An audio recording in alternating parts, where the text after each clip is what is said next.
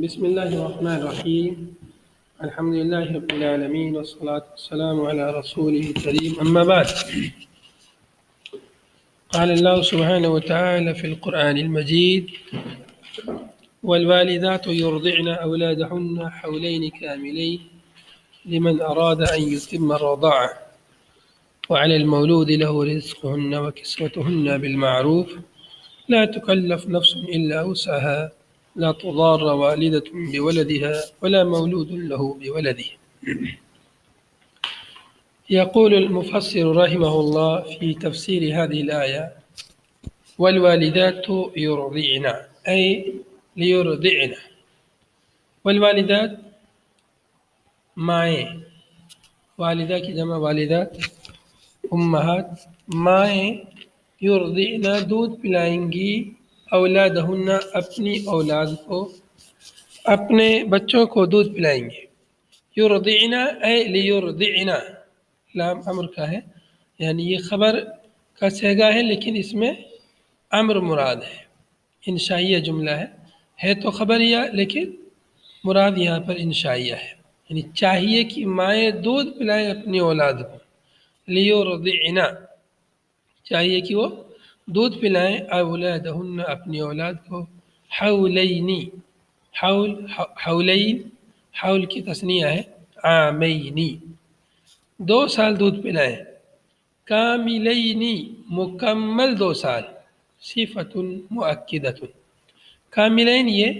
حولین کی صفت مؤکدہ ہے۔ جب حولین کہہ دیا 2 سال تو یہ مطلب نہیں ہے 1 سال اور آدھا سال، 1.5 سال نہیں، 2 سال یعنی 24 مہینہ مراد ہے۔ تو کاملین کیوں کہا ہے؟ صفہ مؤکدہ، تاکید کے لیے کاملین 2 سال مکمل دودھ پلائیں۔ کون پلائیں 2 سال مکمل؟ 2 سال مکمل وہ پلائیں جو لمن اراد ان یتم الرضاعہ، جو رضاعت کو مکمل کرنا چاہتے ہیں، یعنی جو زیادہ سے زیادہ دودھ پلانا چاہتی ہیں جو مائیں اپنے بچوں کو، وہ زیادہ سے زیادہ 2 سال دودھ پلائیں، اس سے زیادہ دودھ نہ پلائیں۔ شریعت نے اس کی یہ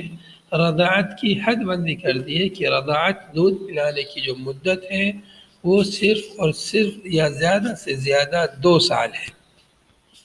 حولین کاملین صفہ معکدہ، ذالک لمن، یہ حکم کس کے لیے ہے؟ ذالک لمن اراد ان یتم الرضاعہ، یہ حکم اس کے لیے ہے جو چاہے کہ وہ رضاعت کو مکمل کرے، ان یتم الرضاعۃ، رضاعت کو پوری کرنا چاہتا ہے، ولا زیادۃ علیہ،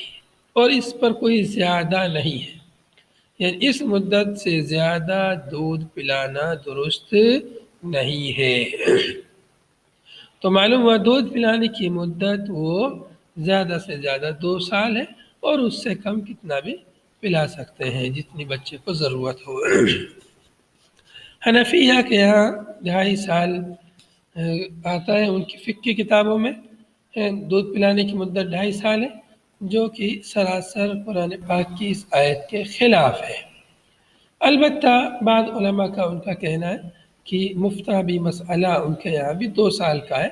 فتویٰ 2 سال کا ہے، گرچہ فقہ کی کتابوں میں ان کے یہاں 2.5 سال لکھا ہے، واللہ اعلم۔ وعلی المولود لہ رزقہن وکسوتہن بالمعروف، اور مولود لہو، مولود لہو، مولود یعنی بچہ، لہو بچہ جس کا ہے، بچہ کس کا ہے؟ باپ کا، اے الاب، مولود لہو سے مراد کون ہے؟ اے الاب، بچے کا باپ، بچے کے باپ پر واجب ہے، وعلی المولود لہو، بچے کے باپ پر واجب ہے، رزقہن، ان کا رزق، ان والدات کی طرف سے مل جا رہی ہے، ماؤں کا، بچوں کی جو مائیں ہیں ان ماؤں کا رزق ہے، یا بچے کی ماں کا رزق، کھانا پینا، اوڑھنا بچھونا پہننا، یہ کس کے ذمے ہے؟ مولود لہو کے ذمے ہے۔ مولود لہو کون ہے؟ بچے کا باپ ہے۔ تو بچے کا جو باپ ہے اس کے اوپر ضروری ہے کہ بچے کی ماں کو کھانا پینا، اوڑھنا پہننا بچھونا، وہ سب چیز کا انتظام کرے۔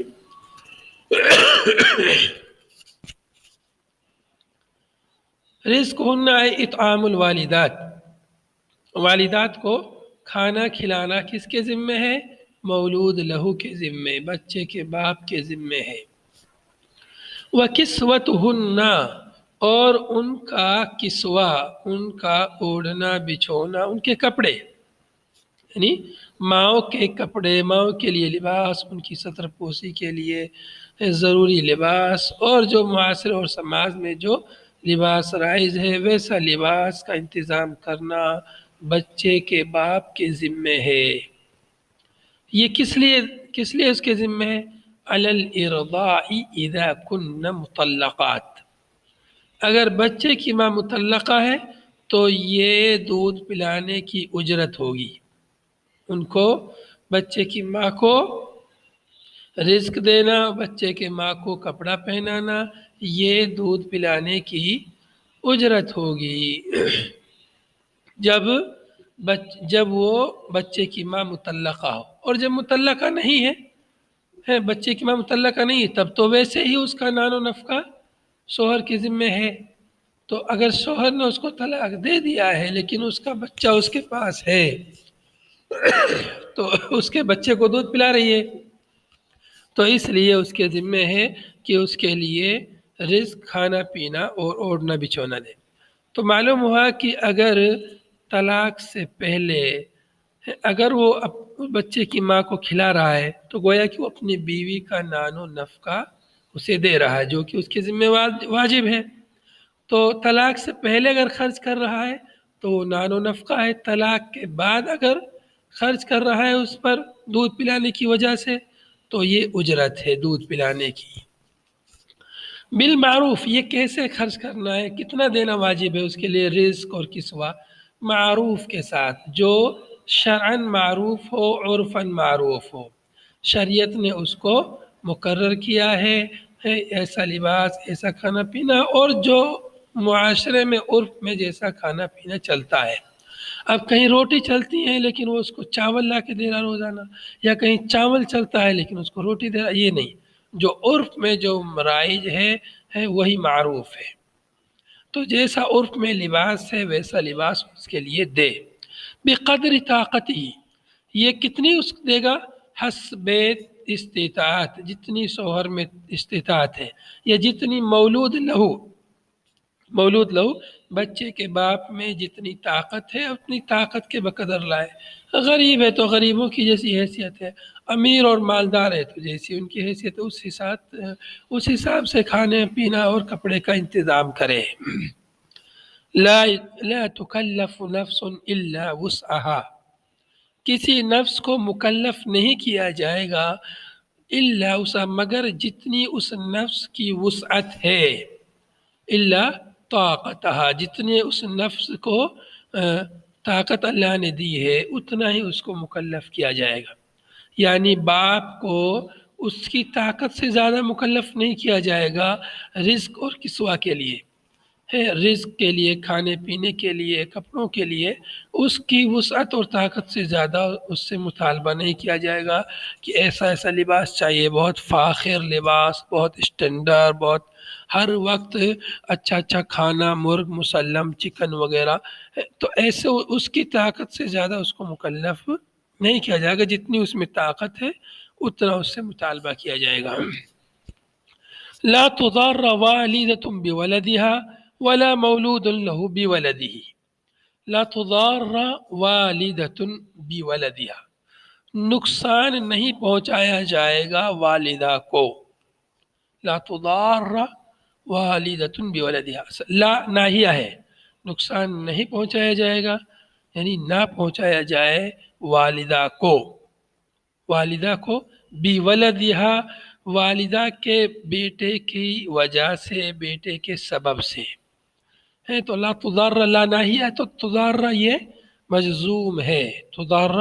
مجزوم ہے، لیکن یہاں پر فتحہ کیوں دیا گیا ہے؟ التقاء ساکنین کی وجہ سے فتحہ دیا گیا ہے۔ لا تضار والدۃ بولدها، والدہ کو نقصان نہیں پہنچایا جائے گا، نہیں پہنچایا جا سکتا بولدها، اس کے لڑکے کی وجہ سے۔ والدہ کا لڑکا یعنی اس کا بھی لڑکا ہے، وہ والد کا بھی لڑکا ہے، والد کا بھی لڑکا ہے، تو کیسے نقصان پہنچایا جاتا ہے جس کی ممانعت ہے؟ بِأَن تُكْرَهَ عَلَى إِرْضَائِهِ إِذَا امْتَنَعَتْ، کہ اس کو مجبور کیا جائے دودھ پلانے پر جب وہ منع کر دے. یعنی کسی نے اپنی بیوی کو طلاق دے دیا، اس کے پاس بچہ بھی ہے، اب وہ بیوی کہے، وہ مطلقہ کہے کہ میں تمہارے بچے کو دودھ نہیں پلاؤں گی، منع کر دے وہ، تو اس کو مجبور نہیں کیا جائے گا. دودھ پلانے کی ذمہ داری وہ باپ کے ذمہ ہے. اگر اسے اتنی ہی زیادہ فکر تھی بچے کی تو اس کو طلاق ایسے اس میں نہیں دینا تھا. اگر اس نے اس کو طلاق دی ہے اور بیوی منع کرتی ہے دودھ پلانے سے اور دودھ نہیں پلاتی ہے تو اس کو مجبور نہیں کیا جائے گا. شوہر کے ذمہ ہے اپنے بچے کی پرورش کرنا.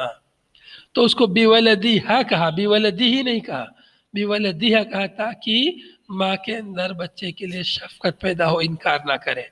لیکن اس کو یہ حق ہے کہ چاہے تو پلائے چاہے تو نہ پلائے، اللہ نے اس کو اختیار دیا ہے. تو سوچے کہ وہ ماں سوچے کہ میں کیوں اس کی پریشانی تکلیف اٹھاؤں، دیکھے یہ اس کا بچے کا باپ کتنا سنبھال پاتا ہے، تو وہ بھی اپنی انا میں آ جائے اور وہ بھی اس کو سبق سکھانا چاہے. تو باپ جو ہے بچے کو سنبھالنا باپ کے لیے بہت مشکل کام ہے، خود نہیں سنبھال سکتا باپ ہے. تو ہو سکتا ہے وہ کسی دوسری عورت کے ذمہ دے دے، لیکن ایک بہت مشکل کام ہے. اگر عورت منع کر دے تو اس کو مجبور نہیں کیا جائے گا. وَلَا يُضَارَّ مَوْلُودٌ لَهُ بِوَلَدِهِ، اور نہ مولود لہو کو نقصان پہنچایا جائے گا بولدہ، مولود لہو کے بچے کی وجہ سے، بچے کے سبب سے. مولود لہو بچے کا باپ، تو بچے کے ماں کو بھی نقصان نہیں پہنچایا جائے گا اور نہ بچے کے باپ کو نقصان پہنچانا درست ہے. بچے کو باپ کو کیسے نقصان پہنچایا جا سکتا ہے؟ بولدی بسبب ولدی، بأن یکلف فوق طاقته، کہ مولود لہو کو مکلف کیا جائے اس کی طاقت سے زیادہ. مولود لہو کی جتنی طاقت ہے، مولود لہو بچے کے باپ کی جتنی طاقت ہے اس کی طاقت سے زیادہ اس کو مکلف کیا جائے، اس کی وسعت، اس کی حیثیت سے زیادہ اس سے مطالبہ کیا جائے، رزق کا، کسوہ کا، رہن سہن کا زیادہ مطالبہ کیا جائے، تو یہ کیا ہے؟ یہ تکلیف ہے بچے کے باپ کو. تو یہ دونوں کو، نہ بچے کے باپ کو بچے کی وجہ سے، نہ بچے کی ماں کو بچے کی وجہ سے کسی کو نقصان نہیں پہنچایا جائے گا. وَإِضَافَةُ الْوَلَدِ إِلَىٰ كُلٍّ مِّنْهُمَا فِي الْمَوْضِعَيْنِ لِلْإِسْتِعْطَافِ، اور بچے کی اضافت اِلَىٰ كُلٍّ مِّنْهُمَا، ان دونوں میں سے ہر ایک کی طرف. دیکھو بِوَلَدِهَا، یہاں پر بچے کی اضافت اس کی ماں کی طرف ہے. یہاں بِوَلَدِهِ، یہاں پر بچے کی اضافت اس کے باپ کی طرف ہے. تو کہہ رہے اضافت الولد الی کل منہما فی الموضعین، دونوں جگہوں میں بچے کی اضافت ان میں سے ہر ایک کی طرف کرنا، ماں کی طرف کرنا، باپ کی طرف کرنا. کیوں ہے؟ للاستعطاف، استعطاف کے لیے ہے، یعنی تاکہ دونوں کے دلوں میں نرمی پیدا ہو، دونوں ایک دوسرے کے لیے نرم گوشہ اپنے دل میں رکھیں. اس لیے استطاف کیا ہے کہ تاکہ ماں انکار نہ کرے دودھ پلانے سے ہے. تو اس کو محبت اور شفقت کے لیے، مہربانی کے لیے، ہمدردی کے لیے اور جو ہے رحم کی درخواست کرنے کے لیے اس کو یعنی منسوب کیا ہے، اس کو اس کی اضافت کی گئی ہے بچے کے باپ کی طرف اور بچے کی ماں کی طرف. وَعَلَى الْوَارِثِ مِثْلُ ذَلِكَ، اور وارث پر بھی اسی جیسا واجب ہے. مولود لہو پر جیسا واجب ہے، مولود لہو باپ پر. اگر باپ مر جائے، بچے کا باپ، تو جو وارث بنے گا باپ کا، تو اس کے اوپر بھی واجب ہے کہ وہ بچے کی ماں کو کھانا پینا، اوڑھنا بچھونا پہننا اس کا انتظام کرے. باپ اگر مر گیا، بچے کا باپ مر گیا ہے، تو بچے کی ماں کو کون کھلائے گا؟ بچے کا جو اس کا جو وارث ہوگا اس کے باپ کا. اس کے باپ کا وارث کون ہے؟ بچہ ہے. تو بچے کا جو ولی ہوگا اس پر واجب ہے. وارث سے مراد پھر کیا ہوا؟ بچے کا ولی. بچے کا ولی ہو سکتا ہے کہ اس کا چچا ہو سکتا ہے کہ اس کا دادا کوئی بھی رشتہ دار ہو سکتا ہے، یا ہو سکتا ہے اس کی ماں ہی ہو، پوری وراثت جو ہے خود بچے پہ گئی اور اس کی ماں پہ گئی اور سب ماں ہی کے انڈر میں، تب سمجھیے اس ماں ہی پر واجب ہے اس کا۔ تو دیکھیے وہ علی الوارث اے وارث الاب، باپ کا وارث، وہ سبھی، اور وہ خود بچہ ہی ہے، باپ اپنے باپ کا وارث، ای علی ولیہ فی مالہ، یعنی بچے کا جو ولی ہے اس کے اوپر واجب ہے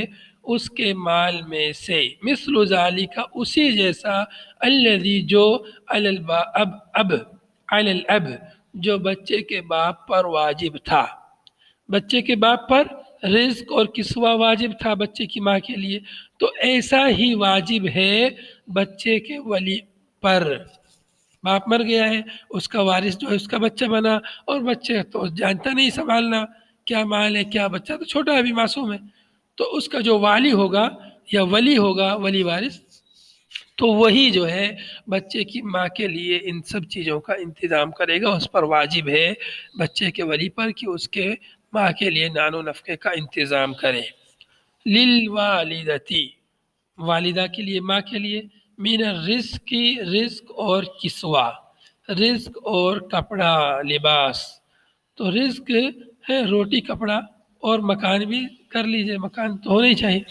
تو رزق روٹی کپڑے کا انتظام کون کرے گا؟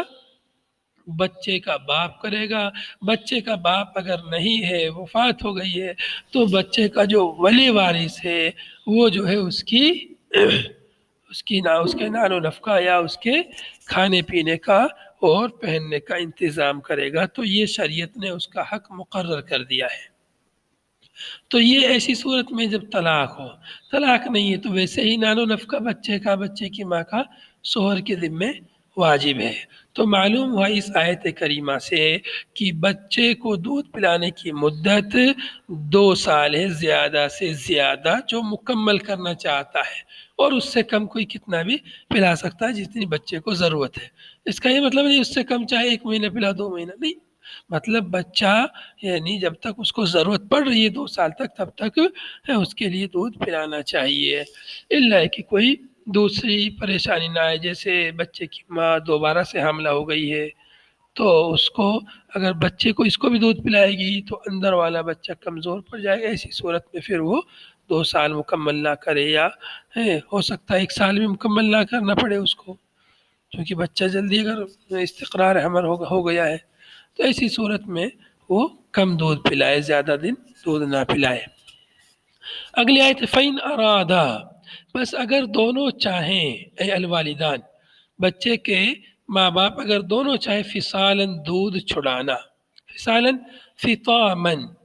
لہو، بچے کو دودھ چھڑانا، قبل الحولین، 2 سال سے پہلے دودھ چھڑانا چاہتے ہیں، صادراً عن تراض اتفاق منہما، دونوں کے اتفاق رائے سے، دونوں کی رضامندی سے صادر ہو یہ فیصلہ کہ دونوں دودھ چھڑانا چاہتے ہیں، ماں بھی اور باپ بھی۔ یہ فیصلہ کیسے صادر ہو؟ ان تراض منہما، دونوں کی رضامندی سے، دونوں کے اتفاق سے، وتشاور بینہما، اور دونوں کے مشوروں سے، باہم مشورے سے، میاں بیوی یا بچے کے ماں باپ کے دونوں کے مشورے سے اگر دودھ چھڑایا جا رہا ہے، لِتَظْهَرَ مَصْلِحَةُ الصَّبِيِّ فِيهِ، تاکہ اس میں بچے کی مصلحت غالب رہے، بچے کی مصلحت واضح ہو، تو بچے کی مصلحت کی خاطر اگر دودھ 2 سال سے پہلے وہ چھڑانا چاہ رہے ہیں، فَلَا جُنَاحَ عَلَيْهِمَا فِي ذَلِكَ، تو اس میں کوئی گناہ نہیں ہے۔ تو یہاں پر گزشتہ آیت میں یہ تھا کہ ماؤں کو چاہیے کہ وہ 2 سال کامل دودھ پلائے، تو کہیں کوئی یہ نہ سمجھے کہ 2 سال پلانا ضروری ہے، اس لیے اس آیت میں آگے اس کی وضاحت ہو گئی ہے۔ حالانکہ یہاں پہ کہہ دیا لمن اراد ان یتم الرضاع، جو دودھ مکمل پلانا چاہتا ہے، مکمل رضاعت کرنا چاہتا ہے، اس کے لیے یہ حکم ہے، لیکن مزید وضاحت کے لیے اللہ نے فرما دیا کہ 2 سال سے پہلے دونوں میاں بیوی اگر باہم رائے مشورے سے، بچے کے ماں باپ رائے مشورے سے دودھ چھڑانا چاہتے ہیں، تو ان پر کوئی گناہ نہیں، فَلَا جُنَاحَ عَلَيْهِمَا فِي ذَلِكَ، تو اس سلسلے میں ان پر کوئی گناہ نہیں ہے۔ وَإِنْ أَرَدْتُمْ، خطاب لِلْأَوْلِيَاء، یہاں پر خطاب مخاطب اولیاء ہے، للآبا، خطاب للآبا، یہاں پر مخاطب باپ ہے. وَإِنْ أَرَدْتُمْ أَن تَسْتَرْضِعُوا أَوْلَادَكُمْ فَلَا جُنَاحَ عَلَيْكُمْ، اور اگر تم چاہو کہ تم دودھ پلاؤ اپنے بچوں کو، یا دودھ پلواؤ اپنے بچوں کو، مراضع غیر الوالدات، والدات کے علاوہ دوسری جگہوں پر، والدات کے علاوہ دوسری دودھ پلانے والی جو انا یا جو آپا یا جو دائی ہوتی ہیں، جیسے دائی حلیمہ تھی، نبی صلی اللہ علیہ وسلم کو دودھ پلایا تھا انہوں نے. تو ایسے ہی اگر ماؤں کے علاوہ کہیں دوسری جگہ دودھ پلوانا چاہتے ہو، فلا جناح علیکم فیہ، تو تم پر اس میں کوئی گناہ نہیں ہے. یہ اس صورت میں جب ماں نہیں پلا رہی ہے، دونوں کا رائے مشورہ ہے، دودھ چھوڑا دینا چاہتے، وہ انکار کر رہی ہے، دوسری جگہ تم پلوانا چاہو تو تم پر کوئی گناہ نہیں ہے. اذا سلمتم الیہن، اذا سلمتم الیہن، جب تم سونپ دو ان کی طرف، ماں کی طرف جو دودھ پلا رہی ہیں، ما آتیتم ای اردتم ایتاء لہن من الاجرہ، یعنی جو تم ان کے لیے اجرت دینا چاہتے ہو، جو اجرت یعنی دینا چاہتے ہو، یا جس اجرت کے دینے پر اتفاق ہوا ہے،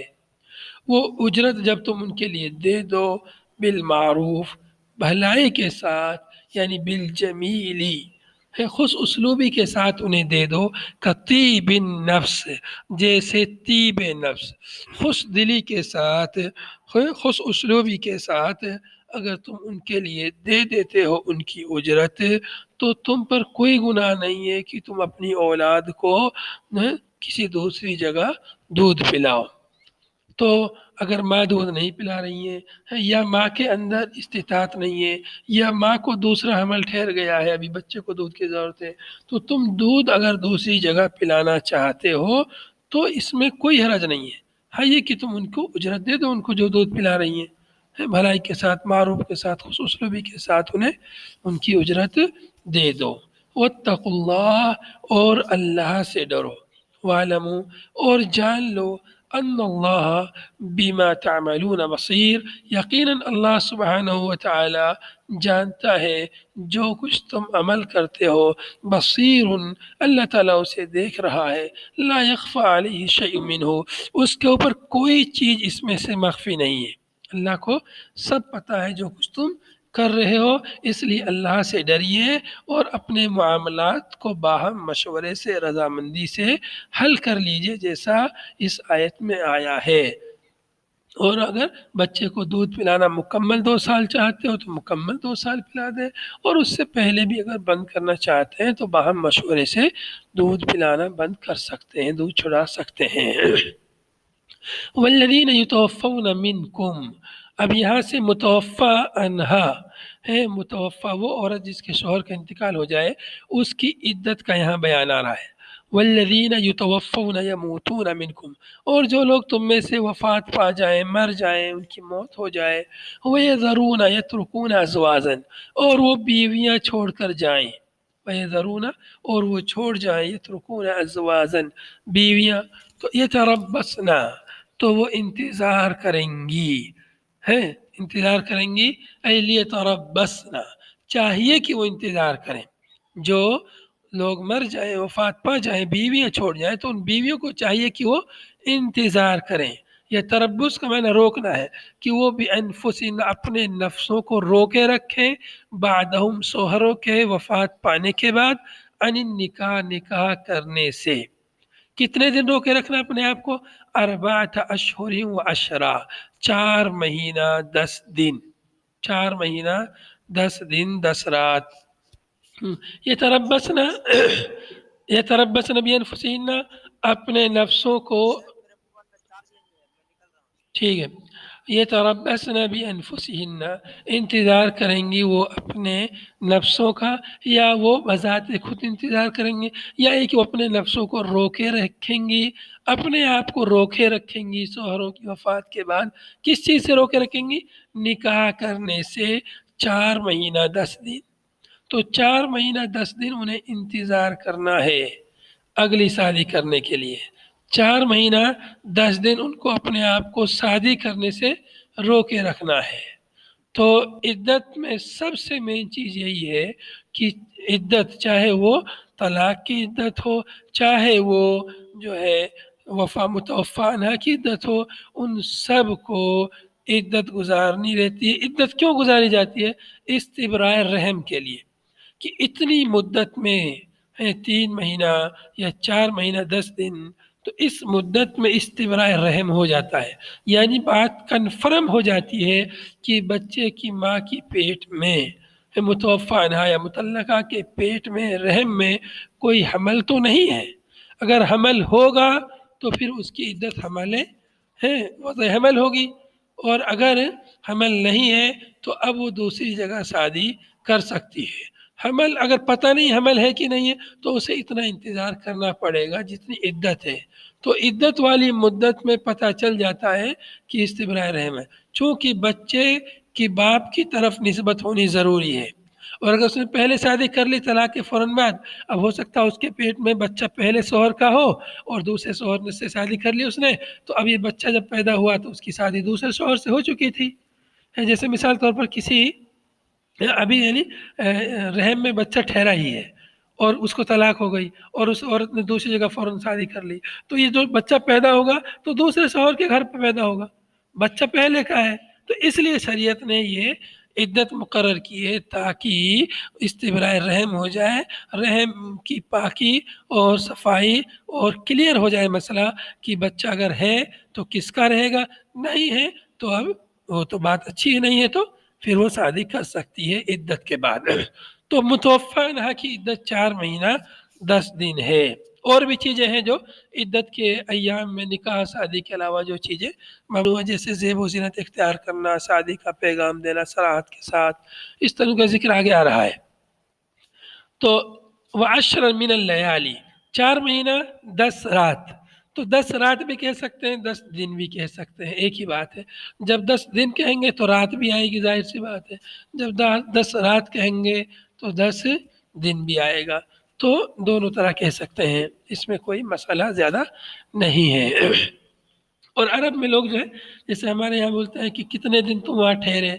تو وہاں بولتے ہیں کتنے رات ٹھہرے، تو بات تقریباً ایک ہی ہے۔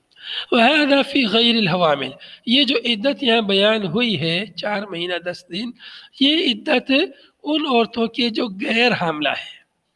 جو غیر حاملہ ہیں۔ وَأَمَّا الْحَوَامِلُ فَعِدَّتُهُنَّ، اور رہی وہ عورتیں جو حاملہ ہیں تو ان کی عدت وضع حمل ہے۔ فَعِدَّتُهُنَّ أَن يَضَعْنَ حَمْلَهُنَّ بِآيَةِ الطلاق، تو ان کی عدت وضع حمل ہے، اور یہ عدت آیت طلاق سورہ طلاق میں 4 نمبر آیت میں اس عدت کا بیان ہے کہ جو عورتیں متوفی عنہا ہیں یا جو عورتیں مطلقہ ہیں، اگر وہ ان کے پیٹ میں حمل ہے تو ان کی عدت وضع حمل ہے۔ وضع حمل کے ذریعے جب اگر عورت حاملہ ہے، اس کو طلاق ہو گئی یا اس کا شوہر کا انتقال ہو گیا، وضع حمل ہوتے ہی شوہر کی وفات کے بعد وضع حمل ہوا ہے تو اس کی عدت ختم، چونکہ اس کا رحم پاک صاف ہو گیا ہے، اس میں کوئی مسئلہ نہیں ہے کہ اس کے پیٹ میں کس کا بچہ ہے کس کا نہیں ہے، تو اس لیے اس کے رحم کا کوئی مسئلہ نہیں ہے، تو جیسے ہی وضع حمل ہوگا فوراً اس کی عدت ختم ہو جائے گی۔ اب وضع حمل ہو سکتا ہے شوہر کی وفات کے 8-9 مہینہ بعد ہو سکتا ہے دوسرے ہی دن ہو جائے، ہو سکتا ہے 10 دن بعد ہو جائے، مہینے بعد ہو جائے، ہو سکتا ہے 4 مہینہ 10 دن سے پہلے، ہو سکتا ہے 4 مہینہ 10 دن کے بعد ہو، تو یہ عدت وضع حمل ہے۔ والامۃ، اور امت لونڈی کی عدت علی النصف من ذالک، اس کی آدھی ہے 4 مہینہ 10 دن، 4 مہینہ 10 دن کی آدھی ہے لونڈی کی عدت، بالسنت، سنت کے ذریعے یہ چیز معلوم ہوئی ہے۔ سنت یہاں پہ مفسر نے ذکر کیا ہے کہ سنت کے ذریعے بات معلوم ہوئی ہے، حالانکہ ادھر نیچے مفسر نے ذکر کیا ہے بالسنت کی تعلیق میں الثواب ان ذلك بالاجماع، محقق نے ذکر کیا ہے کہ سنت کے ذریعے بات نہیں معلوم ہوئی بلکہ اجماع کے ذریعے بات معلوم ہوئی ہے، قیاسا علی السنت فی عدت الامۃ المطلقہ، اس سنت میں کیا بات ہے؟ سنت میں مطلقہ لونڈی کی عدت کا بیان پیچھے گزر چکا ہے، اسی پر قیاس کرتے ہوئے یہاں پر اجماع کے ذریعے یہ بات معلوم ہوئی کہ امت لونڈی کی عدت وہ آدھی عدت ہے، جیسے مطلقہ لونڈی کی عدت ایسے ہی متوفی عنہا لونڈی کی عدت بھی آدھی عدت ہے۔ تو یہ آدھی عدت 4 مہینہ 10 دن میں سے آدھا کتنا ہوا؟ 2 مہینہ 5 دن۔ باقی اگر وضع حمل میں آدھا نہیں ہوتا ہے، وضع حمل میں آدھی عدت نہیں ہوتی ہے، اس میں عدت جو ہے وضع حمل ہی ہوگی۔ اگر لونڈی حاملہ ہے تو اس کی عدت جو ہے وضع حمل ہی ہوگی۔ فَإِذَا بَلَغْنَ أَجَلَهُنَّ، چنانچہ جب یہ پہنچ جائے مائیں اجلہن اپنے وقت کو، نہیں یہ فَإِذَا بَلَغْنَ یہ متوفی عنہا عورت، جب یہ پہنچ جائے اپنے وقت کو، یعنی انقضت مدت تربصہن، ان کے انتظار کی مدت ختم ہو جائے، یعنی ان کی عدت ختم ہو جائے، تو اس کو تعبیر کیا ہے؟ جب یہ اپنے وقت کو پہنچ جائے، تو وقت سے مراد یہاں پر کیا ہے؟ عدت کا وقت مراد ہے۔ تو جب ان کا عدت کا وقت ہو جائے، جیسے انسان کہتے ہیں نا، کوئی انسان مر جاتا ہے تو کہتے ہیں اس کا وقت پورا ہو گیا، وقت پورا ہو گیا مطلب اس کی زندگی کا وقت پورا ہو گیا، اب یہ وفات پا گیا۔ تو ایسے یہاں پر کہا گیا جب ان کا وقت، عدت کا وقت جب پورا ہو جائے، جب یہ پہنچ جائے، یعنی ان کی عدت ختم ہو جائے، فلا جناح علیکم فیما فعلن فی انفسہن بالمعروف، تو کوئی گناہ نہیں ہے تم پر اے اولیاء امور، فی اس سلسلے میں جو وہ کریں، فی انفسہن اپنے بارے میں، یعنی من التزین والتعرض للخطاب، زیب و زینت جو اختیار کریں عدت کے بعد میں، عدت پوری ہو گئی ہے تو اگر عدت کے بعد عورتیں زیب و زینت اختیار کرتی ہیں، اور والتعرض للخطاب، خطاب پیغام دینے والے، نکاح کا پیغام دینے والے لوگوں کی طرف وہ اشارہ کنایا کرتی ہیں یا پیغام دیتی ہیں، تو تمہیں پر کوئی گناہ نہیں ہے، یہ اس کا حق ہے کہ وہ کسی کو یعنی اشارہ کرے پیغام دینے کا، یا وہ زیب و زینت اختیار کرے تاکہ لوگ اس کے اندر رغبت رکھیں شادی کرنے کی، اور وہ بے بیاہی نہ گھومیں اور ایک سماج معاشرے میں وہ اچھی طرح زندگی گزار سکے۔ تو اگر وہ ایسا کرتی ہیں تو تم پر کوئی حرج نہیں ہے، بالمعروف یعنی شرعی حدود میں رہتے ہوئے وہ یہ سب کرتی ہے۔ یہ مطلب نہیں زیب و زینت اختیار کر کے اپنی زیب و زینت کو دنیا کے لیے دکھاتے پھرے،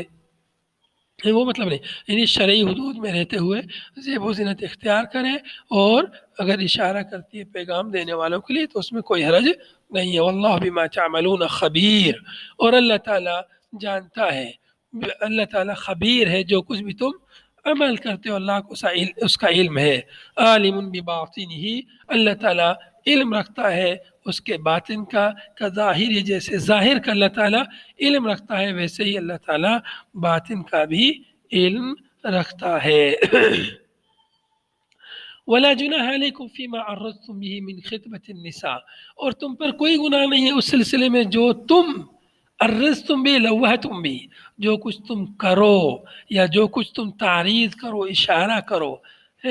کیسا اشارہ؟ من خطبۃ النساء، عورتوں کو پیغام دینے سے متعلق، عورتوں کو من بیان یا ہے، فیما عرضتم به کا بیان ہے خطبۃ النساء، تو خطبہ نساء یعنی عورتوں کو متوفی عنہا جو عورتیں ہیں ان کو پیغام دینے کے تعلق سے اگر تم اشارہ کنایا کرتے ہو تو اس میں کوئی گناہ نہیں ہے، یعنی متوفی عنہا یعنی ابھی وہ عدت میں ہے، جب عدت ختم ہو جائے ان کی تب تو آپ ان کو بلا جھجک انہیں پیغام دے سکتے ہیں شادی کا، کوئی مسئلہ نہیں، لیکن عدت کے اندر بھی تم ان کو اشارہ کنایا کرو تو بھی جائز ہے۔ النساء سے مراد المتوفی عنہن، وہ عورتیں جن کے شوہروں کی وفات ہو گئی ہے، المتوفی عنہن ازواجہن فی العدت، عدت میں اگر تم ایسا کرتے ہو تو کوئی گناہ نہیں ہے۔ کیسے اشارہ کنایا کیا؟ مثال دی مؤلف نے کہ قول الانسان، مثلا جیسے انسان کا قول مثال کے طور پر انکی لجمیلہ، کوئی آدمی کسی عورت سے شادی کرنا چاہتا ہے متوفی عنہا ہے تو ابھی عدت میں، تو اس کو یہ کہ انکی لجمیلہ، تم تو بہت ہی خوبصورت ہو ماشاءاللہ، انکی لجمیلہ، تم بہت ہینڈسم ہو، اس طرح وہ سمجھے گی کہ ہاں میں اس کو اچھی لگ رہی ہوں، تو وہ سمجھ جائے گی کہ عدت کے بعد ہو سکتا ہے کہ یہ مجھ سے شادی کر لے۔ وَمَن يَجِدُ مِثْلَكِ، وہ تمہارے جیسے کوئی کہاں کس کو ملنے والی ہے، اور میں یہ جیت کون پائے گا تمہارے جیسی خوبصورت اتنی اچھی عورت ہے، وَرُبَّ رَاغِبٍ فِيكِ، اور تمہارے چاہنے والے تو بہت لوگ ہیں۔ اس طرح اس کو اشارہ اگر کرتا ہے کوئی اس جیسے الفاظ میں تو اس میں کوئی گناہ نہیں تم پر، پیغام نہیں دے سکتے شادی کا، لیکن عدت میں ان سے اشارہ کنایا کر سکتے ہو۔ او اکننتم فی انفسکم، یا تم چھپاؤ، دل میں چھپا کے رکھو اپنے من میں کہ اس کی عدت جب ختم ہو جائے گی میں اس سے شادی کروں گا، ایسے دل میں اگر یہ بات چھپا کے رکھتے تو اس میں کوئی گناہ نہیں ہے۔ یعنی کوئی یہ نہ سوچے کہ دیکھو یار یہ متوفہ نہ عورت کے بارے میں کیا سوچ رہا ہے، کیا یہ جو اس کے شوہر کا انتقال ہو گیا بیچاری کا اس کے بارے میں سوچ رہا ہے میں اس کو شادی کروں ہے۔ تو یہ مطلب یہ نہیں، کوئی بری بات نہیں ہے شادی کرنے کا سوچنا، برا تو یہ کہ اس کے ساتھ بغیر شادی کے غلط کرنے کا سوچنا یہ برا ہے۔ تو وہ اس کا گھر بسانے کی سوچ رہے ہیں تو یہ اچھی بات ہے، تو یہ اگر دل میں ایسی بات ہے تو اس میں کوئی گناہ کی بات نہیں ہے۔ او اکننتم اضمرتم، یا یہ کہ تم چھپا کے رکھو اپنے ضمیر میں، فی انفسکم، اپنے نفسوں میں، اپنے من میں، اپنے دل میں، من قصد نکاحہن، کیا چھپانا ہے؟ ان سے نکاح کرنے کے قصد کو اپنے دل میں رکھو۔ علم اللہ، اللہ تعالیٰ کو معلوم ہے، اللہ تعالیٰ جانتا ہے انکم ستذکرونہن، کہ ان قریب تم ان عورتوں سے ذکر کرو گے، بالخطبتی، خطبہ کے ذریعے، پیغام کے ذریعے تم ان سے ان قریب ذکر کرو گے، ولا تصبرون عنہن، اور تم ان سے صبر نہیں کر پاؤ گے، ان قریب ذکر کرو گے، تو اللہ تعالیٰ نے تمہارے لیے مباح کر دیا تعریض کو، فاباح لکم التعریض، اللہ تعالیٰ نے تعریض کو، اشارہ کنایہ کو اللہ نے مباح کر دیا کہ اشارہ کنایہ تمہارے لیے جائز ہے، لیکن پیغام نہ دو۔ ولیکن لا تواعدوہن سرا، لیکن لا تواعدوہن سرا، چپ کے ان سے وعدہ نہ کرو نکاح کرنے کا، اے نکاحن، چپکے سے ان سے نکاح نہ کرو، یہ چپکے سے نکاح کا وعدہ نہ کرو اس مدت میں، یہ تو نکاح شادی بیاہ کی بات اور شادی بیاہ عدت کے بعد ہی ہوتا ہے، عدت میں سب نہ کرو، الا لیکن ان تقولوا قولا معروفا، لیکن تم جو ہے معروف بات، بھلی بات کہہ سکتے ہو، ہم اگر یہ کی، لیکن تم یہ کہہ سکتے ہو کہ قول معروفا، قول معروف کہہ سکتے ہو، بھلی بات، بھلی بات، ما عرف الشرع من التعریض، یعنی شریعت میں جو تعریض کنایہ جو معروف ہے، فلکم ذالک، تو یہ تمہارے لیے جائز ہے، تو شریعت نے جو تمہارے لیے حد مقرر کی ہے ایسا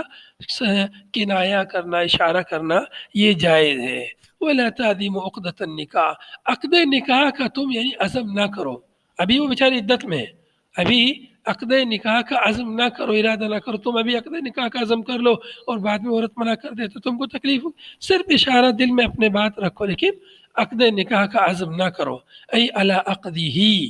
اے علی عقدی، اس کے عقد کرنے کا تم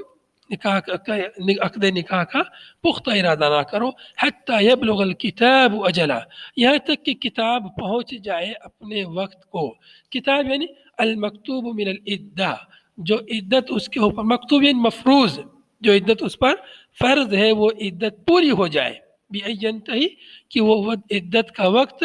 مکمل ہو جائے، وَاعْلَمُوا أَنَّ اللَّهَ يَعْلَمُ مَا فِي أَنفُسِكُمْ، جان لو اللہ تعالیٰ جانتا ہے جو کچھ تمہارے نفسوں میں ہے، من العزم وغیرہ، عزم وغیرہ، فَاحْذَرُوهُ أَن يُعَاقِبَكُمْ إِذَا عَزَمْتُمْ، لہذا تم ڈرو اس سے کہ وہ تم کو سزا دے گا اگر تم نے ارادہ کیا نکاح کا، عقد نکاح کا عدت میں اگر ارادہ کیا تو اللہ تعالیٰ جانتا ہے تمہیں سزا دے گا، اس لیے اس سے ڈرو۔ وَاعْلَمُوا أَنَّ اللَّهَ غَفُورٌ حلیم، جان لو اللہ تعالیٰ غفور ہے، لمن یحذر، اس کو جو اللہ سے ڈرا، اللہ کے عذاب سے ڈرا، اللہ اسے معاف فرمائے گا، حلیم بتاخیر العقوبۃ عن مستحقیہ، اللہ تعالیٰ حلیم ہے، کیسے حلیم ہے؟ عقوبت مستحقین کو سزا دینے سے اللہ تعالیٰ تاخیر فرماتا ہے، فوراً سزا نہیں دیتا تاکہ بندے کو توبہ کرنے کی مہلت مل جائے، اللہ تعالیٰ غفور ہے، حلیم ہے۔ هذا وصلی اللہ وسلم علی نبینا محمد وعلى آله وصحبه اجمعین، سبحانک اللہم وبحمدک، نشهد ان لا الہ الا انت، نستغفرک ونتوب الیک، والسلام علیکم ورحمۃ اللہ وبرکاتہ۔